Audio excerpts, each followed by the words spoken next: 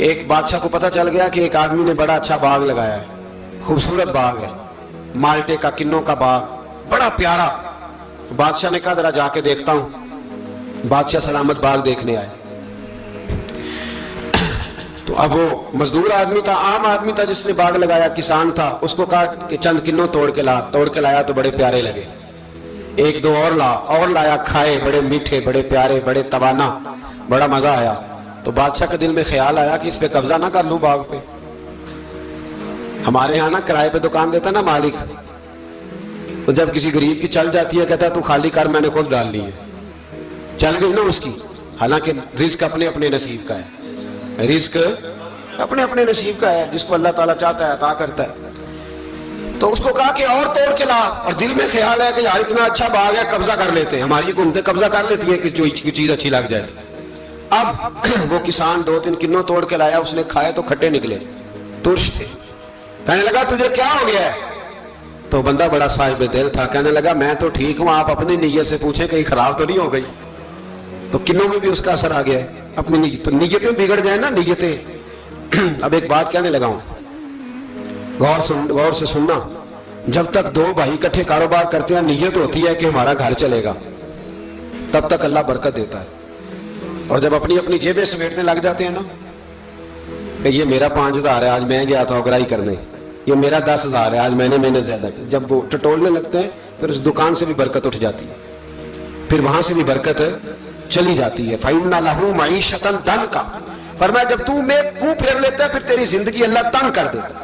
پھر وہاں سے بھی برکت، خوبصورتی، اثر اٹھ جاتا ہے۔ ایک سنار نے گلی میں ایک یتیم چھوٹے سے بچے کو گھومتے دیکھا تو سنار بے اولاد تھا، بچے کو اٹھا کے گھر لے آیا، 18 سال اس بچے کی پرورش کی، اس کو پالا پوسا، جوان کیا۔ سنار کے پاس وہ دکان پہ چلا جاتا، وہ کئی دفعہ دکان پہ رہتا، کئی دفعہ گھر میں رہتا، ایک دفعہ وہ دکان پہ تھا، بچہ گھر تھا، 18 سال کا جوان، اس کی بیوی اکیلی تھی،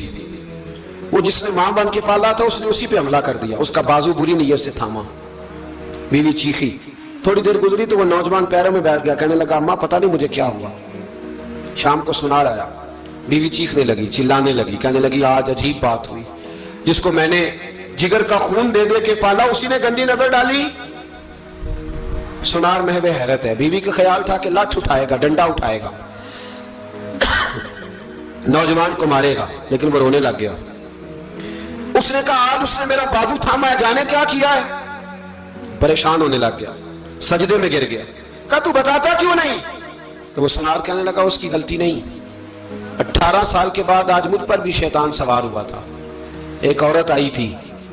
وہ اپنے بازوؤں میں چوڑیاں پہننا چاہتی تھی تو میں نے بھی گندی نظر سے ہاتھ ڈالا تھا، رب کریم نے مجھے فوراً اس کی سزا دی۔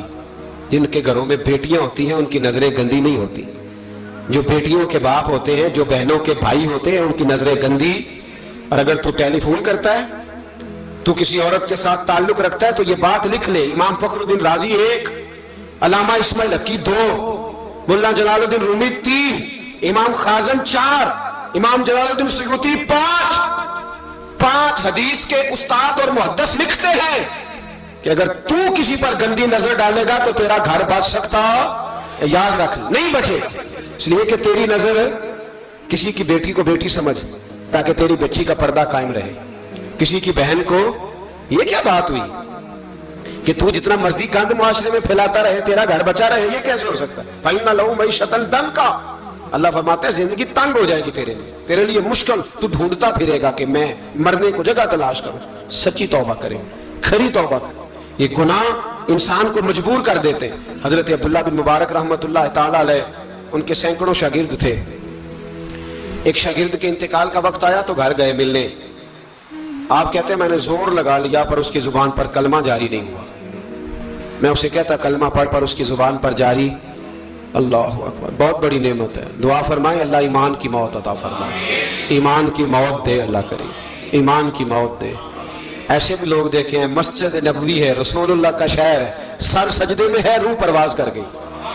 روح پر کتنا نصیبوں والا ہے، کتنا نصیبوں والا کہ مسجد نبوی میں سر سجدے میں رکھا ہے، اور اللہ تبارک و تعالیٰ نے محبوب کے قدموں میں موت عطا فرمائی۔ تو حضرت عبداللہ بن مبارک کہتے ہیں میں نے اس کو کہا کلمہ پڑھ تو اس کی زبان پہ جاری نہیں ہوتا، میں بار بار کہتا تو وہ منت کرتا، کہتا حضور میں کوشش کرتا ہوں جاری نہیں ہوتا۔ فرماتے میں پریشان ہو کے اٹھا، ابھی میں دروازے پہ پہنچا تھا، اس نے چیخ ماری اور روح پرواز کر گئی۔ بچے رونے لگے، بیوی رونے لگی، تو میں نے اس کی بیوی سے کہا کہ جرم کیا کرتا تھا، اتنا بڑا پاپی پہ کلمہ جاری نہیں ہوا۔ اس کی زوجہ کہنے لگی حضرت جی 2 گناہ تھے اس کے، ایک تو یہ شراب کا عادی تھا، روکتی تھی باز نہیں آتا تھا،